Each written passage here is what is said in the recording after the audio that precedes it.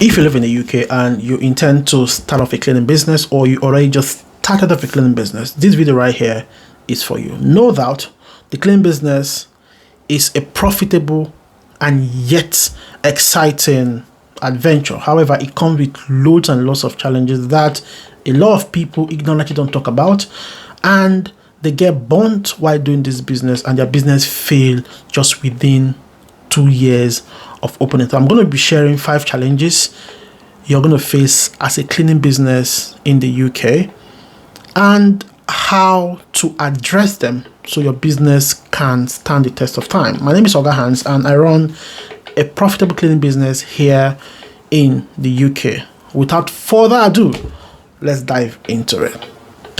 Number one challenge you're going to face with running the cleaning business in the UK is finding and keeping cleaners, like staff, people who work for you.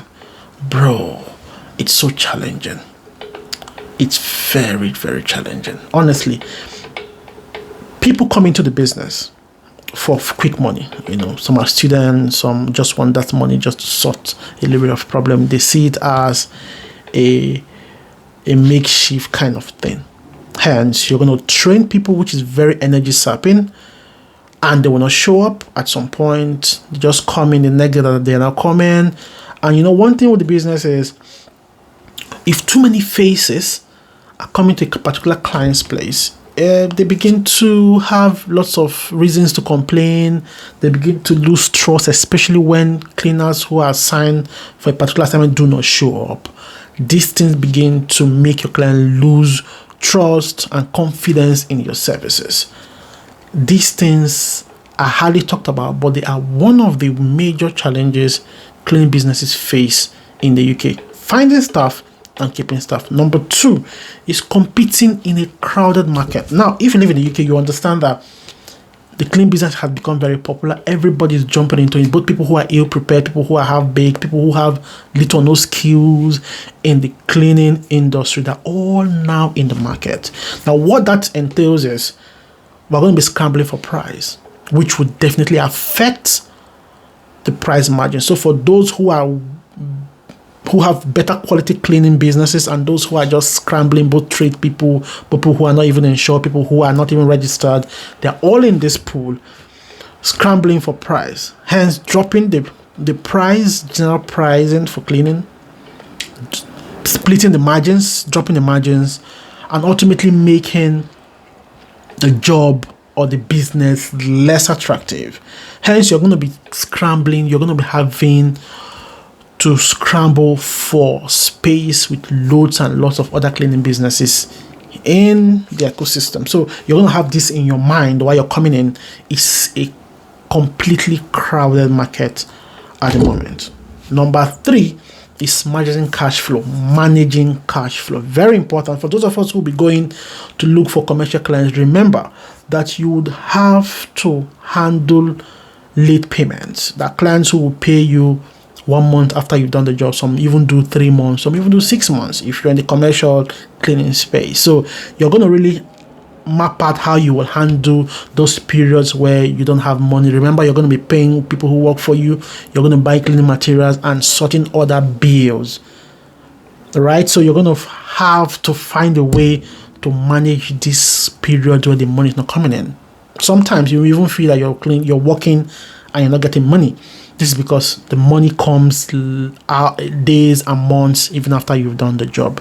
The 4th is building trust and reputation. Now, because of the nature of cleaning business, people, especially for those who do residential kind of cleaning, people bring you into their personal spaces, and it's quite intrusive because when you go into people's bedrooms, their toilets, these are places they hold very sacred in that sense. You come into it, so you need to build some level of reputation and trust. So your branding has to be right, your reviews online has to be right, your personality has to be right, and how you present your business, all these things has to be right for you to build that ultimate trust and let people give you the keys into their bedrooms and their homes. So you need to get your branding right. If you don't get these things right, because of the way the industry is, no reputation, no good reviews, no contracts. right? It doesn't make sense. Now, the fifth one is regulations and compliances. Now, like I earlier mentioned, the market is now crowded. People jump into the business, no proper checks, no proper certifications, no proper training. Some don't even know how to clean their home. They don't even know how to clean, how much more cleaning clients' bedrooms and homes and doing the business. So we have this kind of market where everything is happening at the same time. So you need to be well regulated. You need to be compliant. So part of the compliance would be you having at least DBS check, because nobody wants to bring in a criminal into their space, isn't it? So you need to be very compliant in terms of criminal checks and all that, which is DBS. For those who live in the UK, you understand what I mean. Then you need to have a business insurance for your cleaning business. So should anything go wrong, say you go clean a client's place and probably you break something, maybe glassware, your TV, something could just go wrong. That is why you need an insurance to cover you in those unforeseen circumstances.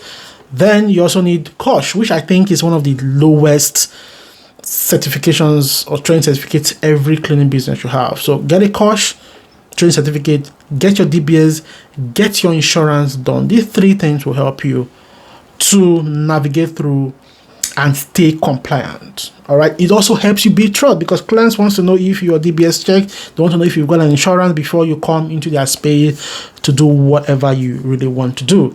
One last and very important thing is to also get your business registered. Like I said, people just come into the business, they're not registered. If you want to build trust, you want to brand yourself properly, you need to be fully a registered business. So be a limited liability company, registered business. It's not compulsory, but if you really want to take your space in this ecosystem, you need to get your business fully set up and registered for maximum productivity, if that makes sense. Because a lot of clients want to know if you are a limited liability company, or you're just a tradesman, or you're just someone who just want to come make quick money, and that is not you. You are running a full-blown business. So get your business fully registered. It just costs about £50 to do that in the company house in the UK, and you're fully set to run a profitable business. So these are the 5 challenges of running a clean business from a personal perspective and my lived experience as